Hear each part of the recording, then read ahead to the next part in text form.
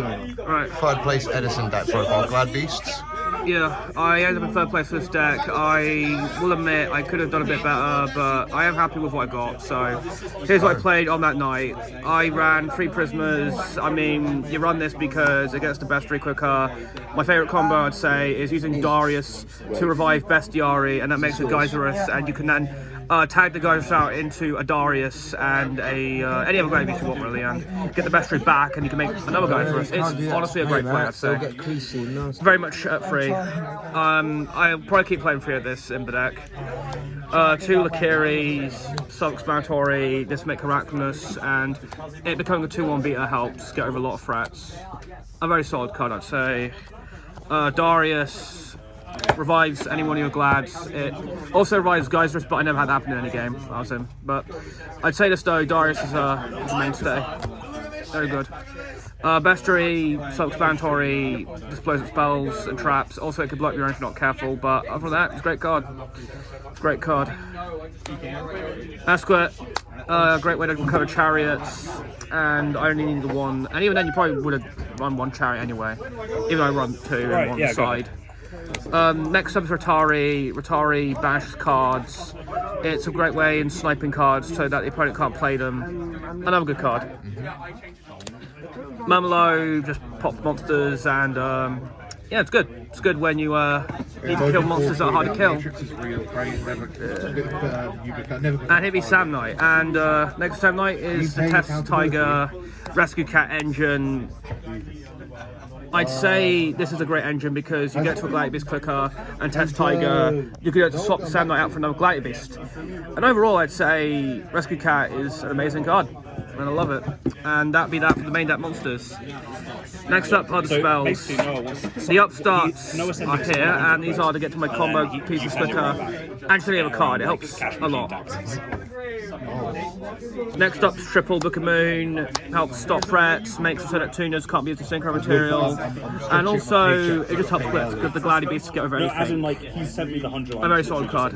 Oh, you're sending it back? Literally laundering. And he'll be Brewing Grounds, just helps grab a Gladiator Beast. Not the best card, I'd say, because your Gladiators shuffle themselves back constantly, but at the same time, this can be handy in those games where you need a monster and you need to kill an opponent's card. It could be better, but oh well. MST, pretty much what it is, really. Cold Wave, I'd say Cold Wave is my favourite card of the deck, though it can hit and miss. Because Cold Wave is like, you need to essentially get rid of all your opponent's cards that turn, or else the payoff wasn't worth it. But then again, it does stop the opponent by a bit. It's literally an upstart for most decks. Like, the only deck it isn't. And next up, we have 3D Prison. Pretty much Sakurai Armor, but better, because it just banishes the opponent's card.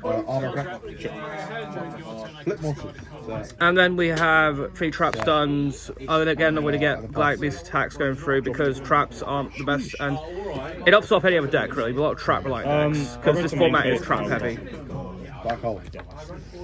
And here it be, the War Chariots. The War Chariots I have in my main deck, that is. The War Chariots are a great card to stop potent monsters' effects. They take them out, and also they can be recovered through Esquire. Overall, I probably could have just run the 1 because, again, I can salvage it constantly, but at the same time, these 2 do help a lot. They help a lot. And then we have the Bottomlesses, which, again, just kills any card. See you later. I will Storm Judgment. Lone Fire. Again, it can be handy in those games to negate an important card. Lone Fire. Mirror Force, again, just kills all monsters. And then we have Starlight, a great way to protect the traps and, you know, protect the cards to help them live longer. And last up of the deck, we have Cold Haunted and Torrential Tribute. The Torrential Tribute, I'd say, is very good. And in a format like this, you don't really have to worry about cards being destroyed, so this can help clear a board out. And Cold Haunted just helps get that monster back.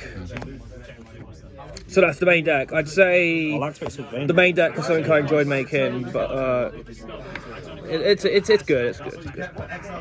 And then we have the extra deck. Yeah, the extra deck is something I don't really go into often, but I do run these synchros in case I need brain control to steal a card. But the synchro I will be summoning often with this deck is the Starless Dragons because of Starlight Road, and Starlight Road can help get to the Synchros faster. Well, I guess the stars faster, but yeah. And it'd be Colossal Fighter and ulti. I love him. And it'd be 3 Geysers as the main heart of the deck. Helps get rid of monsters, helps get rid of cards, helps with everything. It's just, it's a fantastic card, and it's pretty much still one of my favourite rabbits, I'd say. And here'd be the Chimera Text. It's just excavate top 1. A great way to like get rid of my opponent's deck if they play machine decks. A great account for them. And here'd be the last extra, the Heracles is pretty much the main boss monster. Well, I don't make him often. He's very great when he's out on the board, especially when there's like a Stardust, a War Chariot, and himself. Just negate anything my opponent throws at me. A very great trio of cards, I'd say. And that'd be that for the extra deck. Overall, I'd say it's a solid one. It's pretty solid. And last up we have Side, and Side is Grand Mole. I use it to like clear up threats, and if it's like a big monster, it's a great way to stop him. I never made it really, but I probably should have. Next up is Secutor. I probably should use it a bit more because it has a good effect, I'd say. It's just, it helps get more monsters, it also gets the bestiary on board. It's an alright card. Maybe if I do Edison again, this could be handy. I'll destruct something. Okay. And then we have the Ryos. The Ryos, like, depending on the decks, I'd say against Black Wings or Picture of Dandy Warrior, it helps shut them off for a bit.